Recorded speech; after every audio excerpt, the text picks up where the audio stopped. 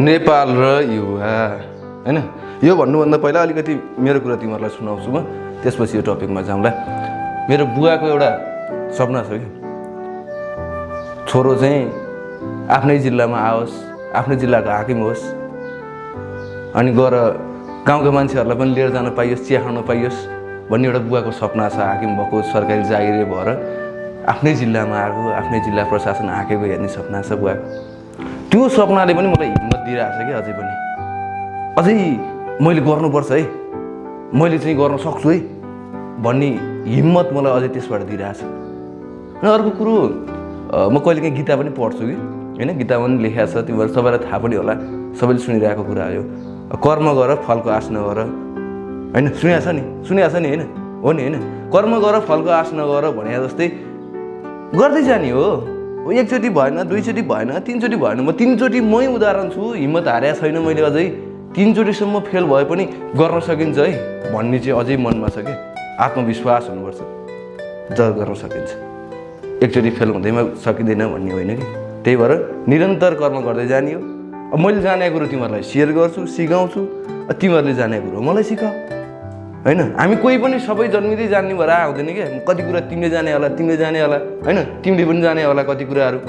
सबैले हामी सबैको ग्यादरिङ गर्ने हो, बनाउने हो, अनि मैले सिकेको कुरो तिमीहरूलाई सिकाउने हो, तिमीहरूले सिकेको कुरो मलाई सिकाउने, त्यही त हो नि होइन। के कसो आकाश? हजुरलाई धेरै धेरै धन्यवाद सर। हजुरको कुराले आज मनमा उत्साह पो जागेर आयो। लगन मेहनत गर्न सकेमा सबै कुरा गर्न सकिन्छ भन्ने कुरा उदाहरण पाएँ। तपाईँले देखाउनु भएको बाटोमा हिँडिरहेको छु र अझै हिँड्नेछु।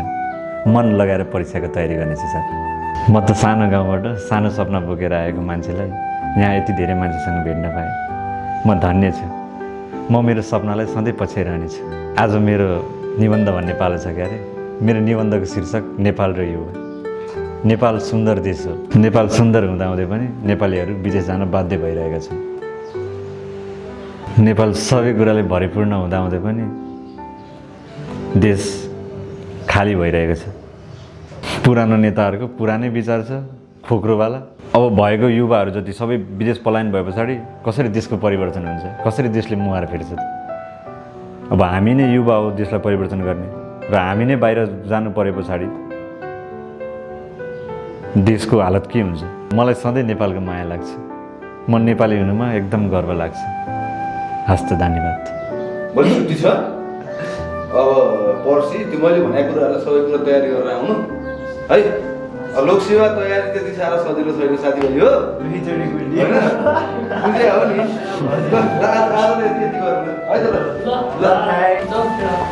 अनि के छ मुकेश, के भइरहेको?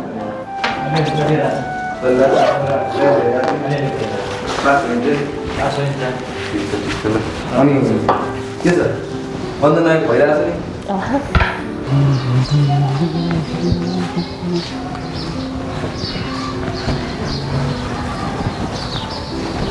Hello hello.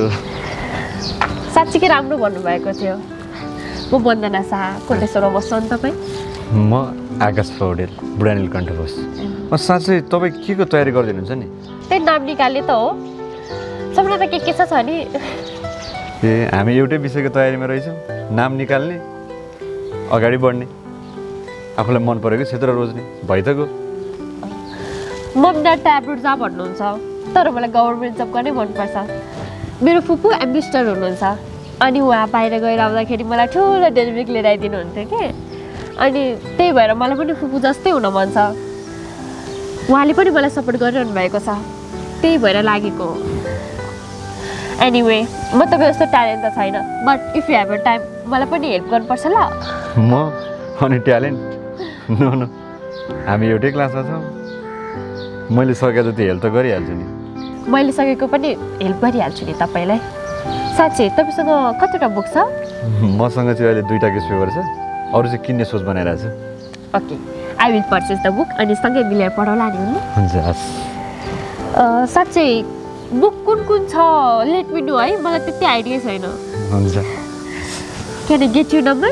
हजुर, मलाई तपाईँको नम्बर दिन मिल्छ भनेको। हस् टिप्नु भन्नु त। 9841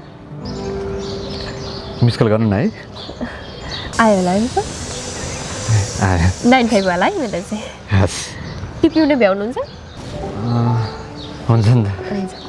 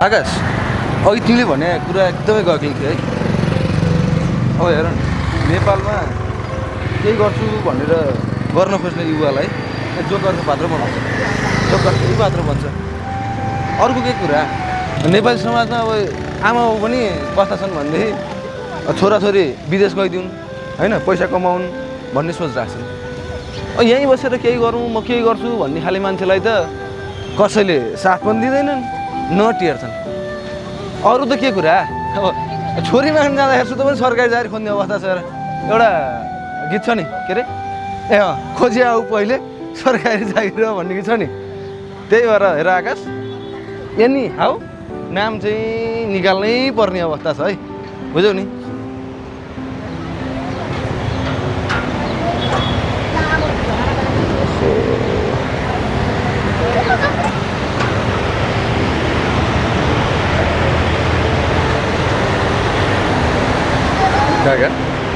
यो विष्णुमतीले मुहार नफेर नि कति भयो कहिले फेरिन्छ हो यसको मुहार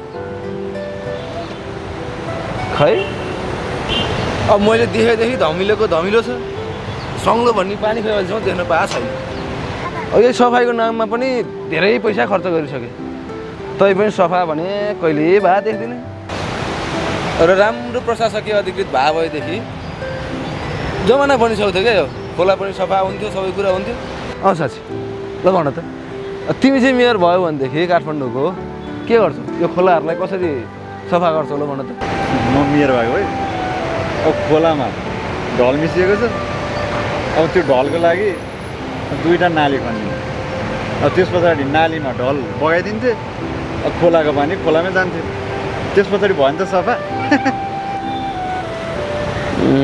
द्याट्स एन आइडिया सही हो के गन्दा खाएर बसिरहनु जाम उतै कुरा गर्दै जाऊँ न बरु होइन काका साँच्चै तपाईँ कता बस्नुहुन्छ नि म त टोखा बस्छु हौ अनि तिमी चाहिँ कहाँ बस्छौ ए नजिकै रहेछौ नि हो र घन्टा बस्छु हो र नजिकै रहेछ नि साँच्चै भोलि बिदा पनि छ क्या अरे नत्र आज मेरैमै जाउँ अब दाइ फेरि रमाइलो छन् क्या अब मिठो मसिनो बनाउँला खाउँला जाउँ नि त आज मेरोमै जान त हुन्थ्यो कुरो त सही हो होइन आज नजाउँ अब लुगा हेरेर सबै धुनला भनेर एक हात थुपारेर राखेको छु शनिबार एक दिन छुट्टी हुन्छ त्यही दिन धुँला भनेर सब मैलो हुन्छ त्यति फ्यालिदिने अर्को लाउने हिँड्ने गरिरहेको छ अब फेरि लुगा धुनु छ नजाउँ होला अर्कोचोटि जाउँला हुन्न राति त के धुने एउटा कपडा भोलि बिहान सबैले गएर धुए त भइहाल्यो त हो त तिमीलाई अप्ठ्यारो त पर्दैन नि